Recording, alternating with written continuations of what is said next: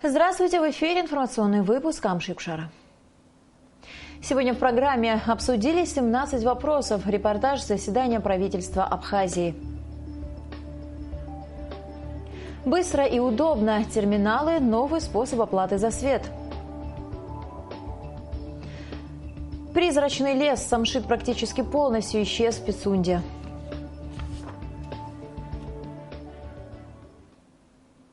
Утверждены положения и состав коллегий некоторых министерств, одобрены нормативно-правовые акты, регламентирующие медицинское освидетельствование подозреваемых или осужденных, представляемых к освобождению в связи с болезнью. Эти и другие вопросы обсуждены сегодня на очередном заседании правительства страны. Подробности в материале наших корреспондентов.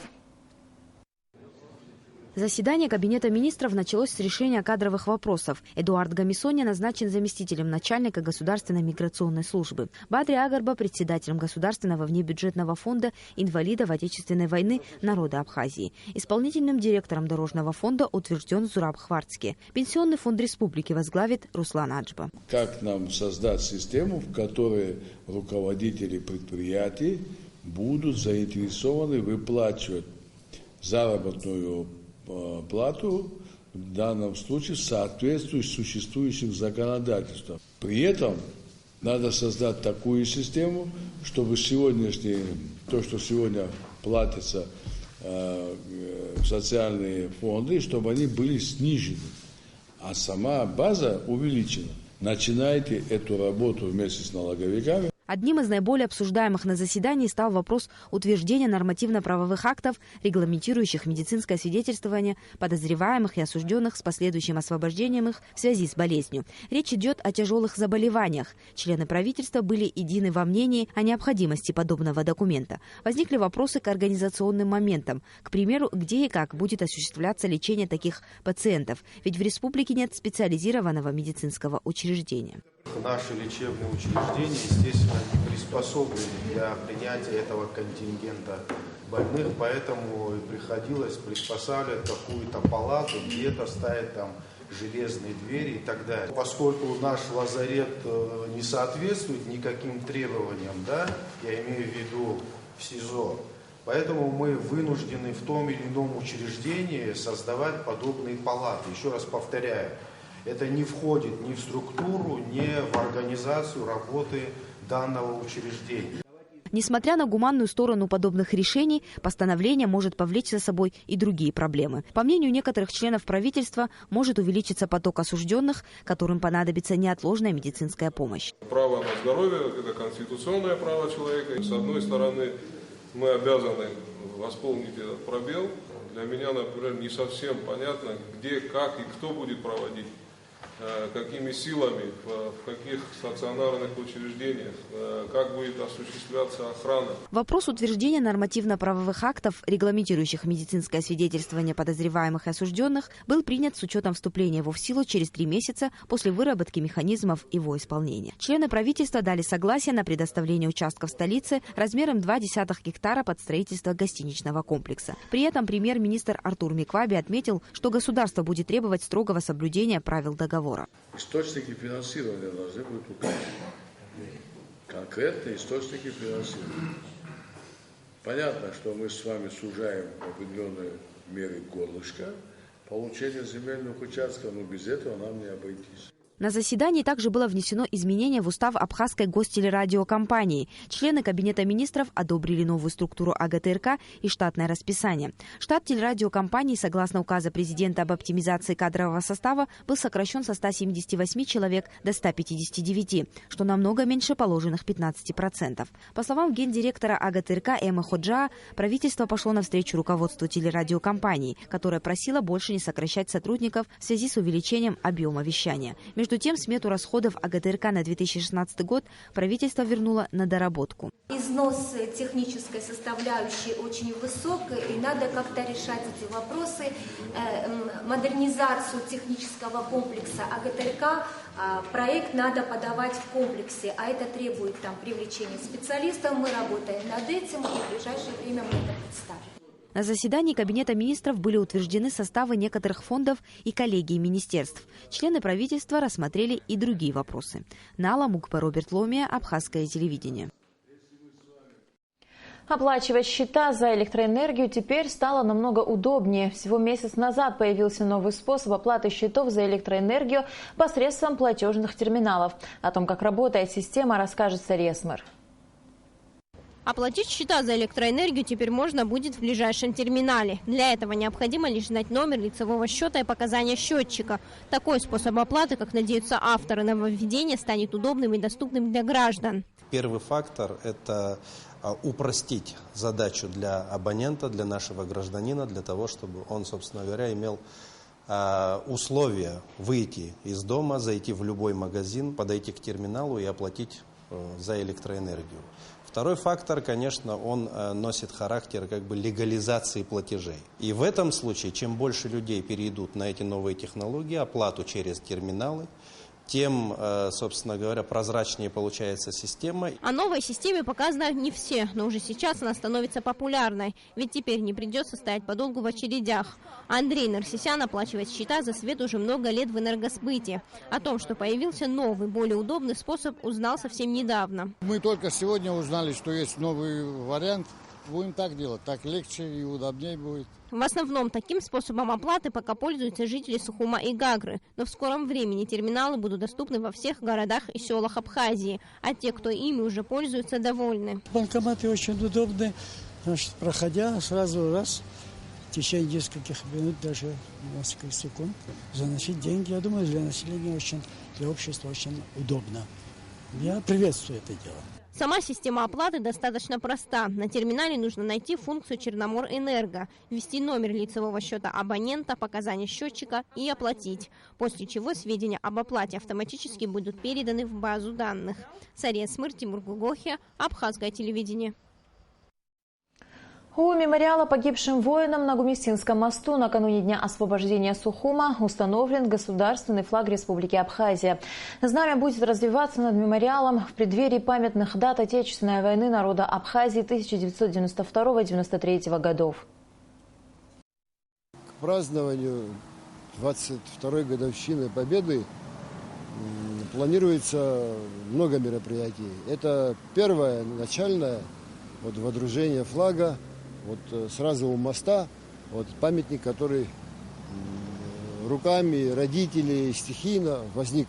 Я когда предложил, эта идея уже витала в воздухе, водружение флага в это место, хотя эта территория является территорией Сухумского района, но мы как-то, согласовав это все с ними, решили водрузить флаг.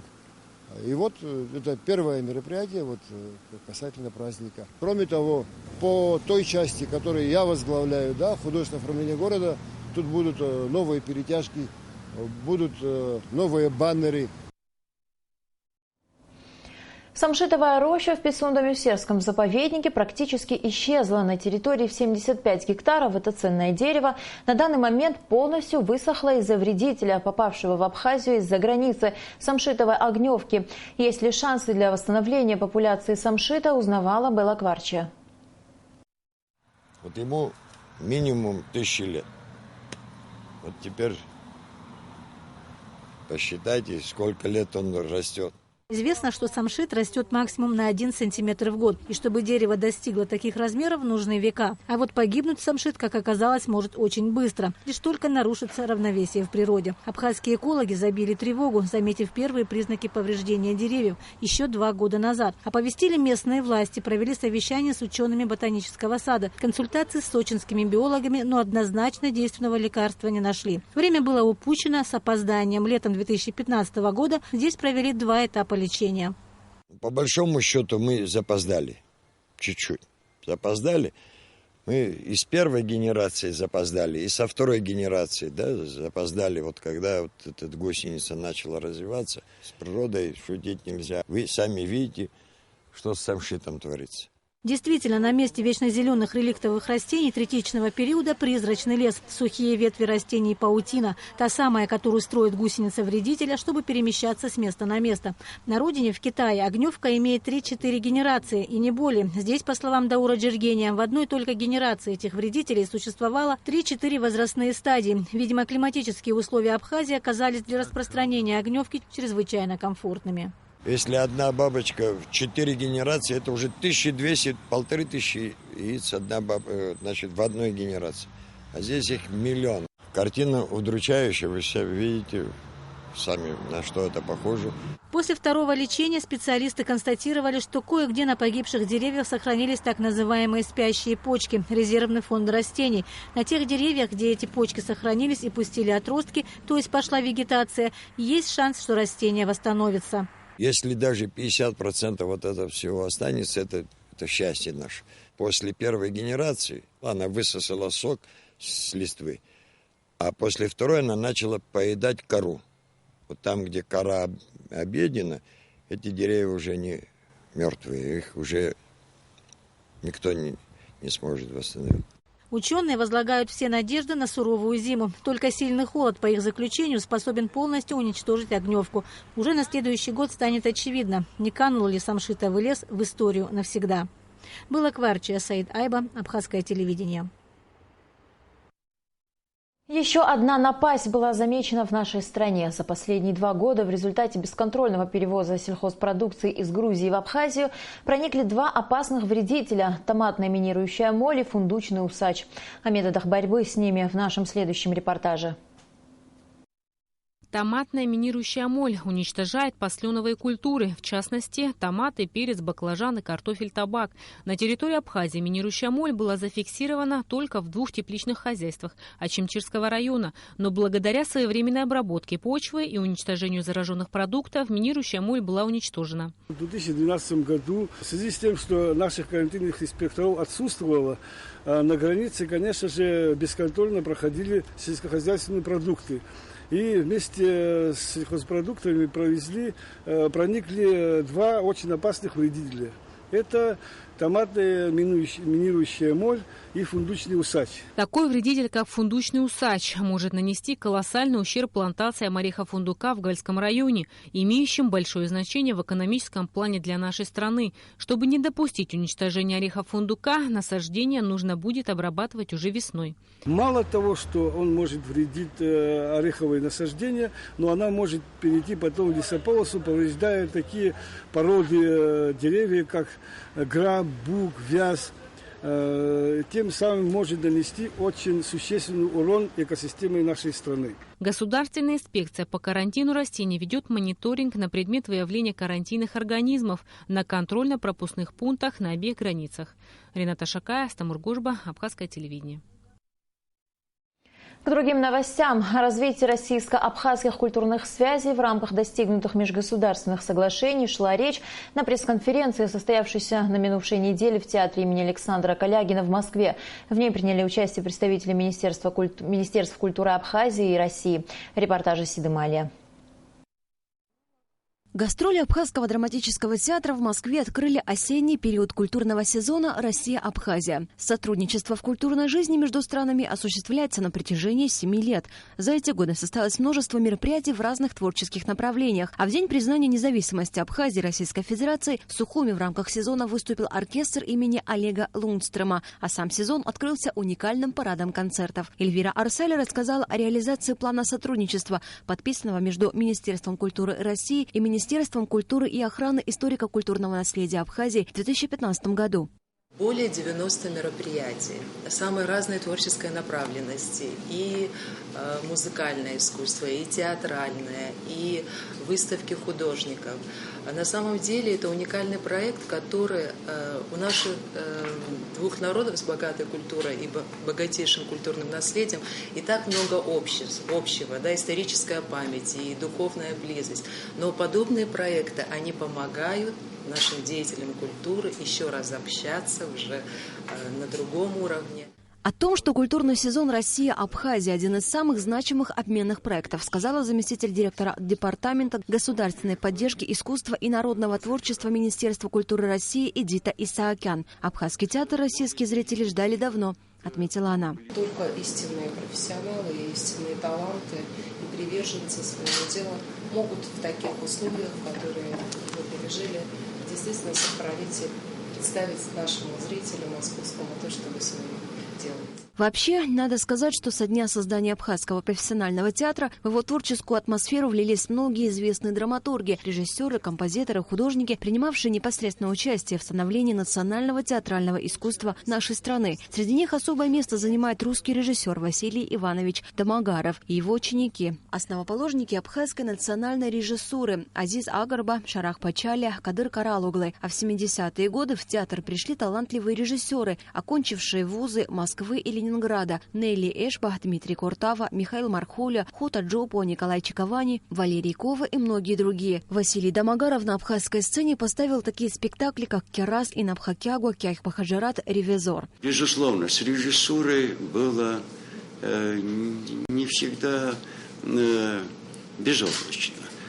И в то же время, исходя из этих политических встрясок 30-х годов, были моменты, когда все учреждения, все вузы, научный институт, все закрыли, но театр оставался. На пресс-конференции журналисты интересовались перспективами развития культурных связей между странами. Как оказалось, уже намечен ряд интересных мероприятий. Асида Мали, Саид Агухава, Абхазское телевидение. Режиссерский факультет. В нашей программе сегодня в рубрике «Амшик Шараяцу» смотрите расширенный репортаж о гастролях нашего театра в Москве.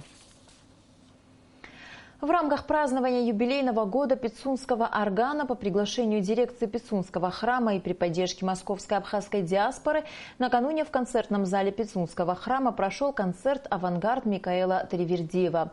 Лука Гадели и Кристина Эшба подготовили программу из произведений композитора. Прозвучали его хоральные прелюдии, концерт для органа «Кассандра» и концерт для голоса с оркестром в переложении для органа и голоса.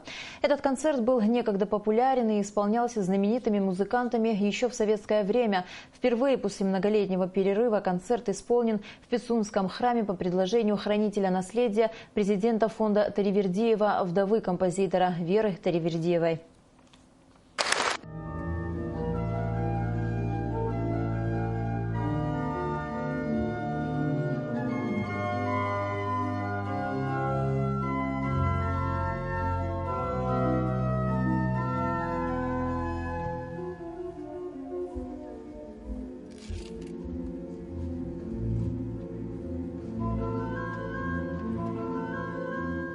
Концерт состоял из произведений Микаэла Леоновича Таривердиева. Писать для органа он начал под впечатлением от Пицунского органа. Он в советские годы очень много приезжал сюда, и в Сухум, и в Пицунды. Он очень много здесь музыки написал. Это знаковое для него место и вообще для его творчества.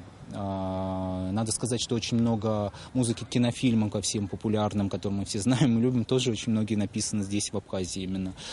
Поэтому Вера Таривердиева как-то очень давно хотела это все вот собрать в такую форму, и вот сегодня это удалось. Вдова Микаэла Таривердиева и хранитель его творческого наследия Вера Таривердиева – одна из организаторов концерта в Пицунском храме. Она является президентом фонда Таривердиева и организатором международного конкурса органной музыки, носящего имя композитора. После завершения концерта в Пицунде Вера Таривердиева дала эксклюзивное интервью абхазскому телевидению, в котором рассказала, какую роль в творчестве Таривердиева сыграла Абхазия. Отметила мастерство абхазских музыкантов и поделилась мыслями о назначении Пицунского храма. Микаэл Леонидович не только с детства бывал здесь, и для него это родные места, для него это пространство создания его музыки многочисленное. У нас есть много партитур, в которых написано, как заканчивает композитор партитуру, он ставит свою подпись, даты и место окончания, где написано Сухуми, где написано Пицунда. Ирония судьбы, по иронии судьбы, начиналась в Пицунде. Концерт, мне кажется, был удачным. Для меня он особенно важен, потому что прозвучало произведение, которое было написано в 1958 году. Это концерт для голоса и оркестра. Оно исполнялось и успешно, и очень хорошие были исполнители в конце 50-х, в начале 60-х. А потом как-то его забыли, и Микаэл Леонидович сам о нем забыл. И вот по инициативе музыкантов замечательных супружеской пары из Абхазии, Луки и Кристины, это произведение мы сегодня исполняли. И вот так вот, как говорится, судьба нас всех свела в одном пространстве, в пространстве музыки Михаила Леоновича. И это такое приношение храму, и хотелось бы приношение органу, приношение этому культурному и духовному пространству. И хотелось бы, я просто знаю, какие есть разговоры, какие есть идеи относительно этого пространства. Я хотела бы сказать, что музыканты всего мира встанут на защиту этого органа и этого концертного зала, потому что здесь выступали музыканты со всего мира. Для них это драгоценное место, не потому что для них, у них есть другие места и другие органы, но все понимают, что в Абхазии это просто культурный такой акцент, который невозможно Абхазии потерять. В этом году Абхазское духовное училище закончили 17 студентов. 5 выпускников уже поступили на 4-годичные высшие богословские курсы при Академии Свято-Троицкой Сергиевой Лавры. Эти высшие курсы приравниваются к университету. У нас не было такого духовного училища в истории нашего народа. Было училище до революции, духовная семинария была, которая учился и Нестор Лакоба, и Ефрем Эшба. С тех пор у нас не было духовных таких заведений. Ну, конечно, наше духовное заведение маленькое, но я хочу сказать, что все-таки мы стараемся. У нас прекрасные преподаватели, высокой квалификации. Я не знаю, какая ситуация будет в следующий год, если у нас не будет комплектации, то мы, конечно, набор на следующий год не будем делать, потому что для нас очень важна не массовость, а для нас очень важно, чтобы наши студенты были духовно крепкими людьми и, конечно же, чтобы они получали бы настоящие, глубокие, профессиональные богословские знания. Первый вице-премьер Абхазии Шамиль Адзанба примет участие в программе «Вопрос министру» в пятницу, 25 сентября. В прямом эфире вице-премьер ответит на ваши вопросы, уважаемые телезрители. Вы можете отправить свой вопрос на электронную почту вопрос.министру@gmail.com. Итак, в эту пятницу, 25 сентября, гость студии первый вице-премьер правительства Абхазии Шамиль Адзанба. Пишите и записывайте интересующие вас вопросы. Сейчас сообщение Нацбанка о курсах иностранных валют. Доллар США 66 рублей 17 копеек, евро 73 рубля 96 копеек. И в завершении выпуска о погоде. По сообщению гидрометеослужбы, завтра в Абхазии ожидается переменная облачность без осадков. Температура воздуха ночью 20-22, днем 31-33 градуса. Температура морской воды 27 градусов.